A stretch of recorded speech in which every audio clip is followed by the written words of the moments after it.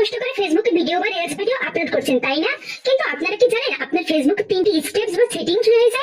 এগুলো যদি ঠিক না থাকে তাহলে হাজার হাজার ভিডিও বা রিলস ভিডিও আপলোড দিলে কখনো মনিটাইজেশন পাবেন না, যার ফলে ইনকাম করতে পারবেন না। সো আমি আজকে ফেসবুকের গুরুত্বপূর্ণ 3টি স্টেপস আপনাদেরকে দেখিয়ে দেবো। চলুন দেখে আসি। এরকম আরো টিপস পেতে আমাকে ফলো দিয়ে রাখতে পারেন, যা আপনার অনেক কাজে দেবে। শুরুতে আপনার ফেসবুক পেজে প্রবেশ করবেন। ফেসবুক পেজে প্রবেশ করার পরে উপরে দিকে দেখতে পাচ্ছেন আমি এড মার্ক দিয়ে দেখিয়ে দিয়েছি page profile icon. Page profile আইকনে ট্যাপ দিবেন। দেন উপরের দিকে দেখতে পাচ্ছেন সেটিংস আইকন। সেটিংস আইকনে ক্লিক করার পরে পেজ সেটিংসে ট্যাপ দিবেন। তারপরে স্ক্রল ডাউন করে একটু নিচের দিকে আসবেন। এই যে দেখতে পাচ্ছেন পেজ কোয়ালিটিতে ট্যাপ দিবেন। এইটি হলো 1 নম্বর স্টেপস। পেজ কোয়ালিটিতে ট্যাপ দেওয়ার পরে এই যে দেখতে পাচ্ছেন পেজ হ্যাজ নো ইস্যুস।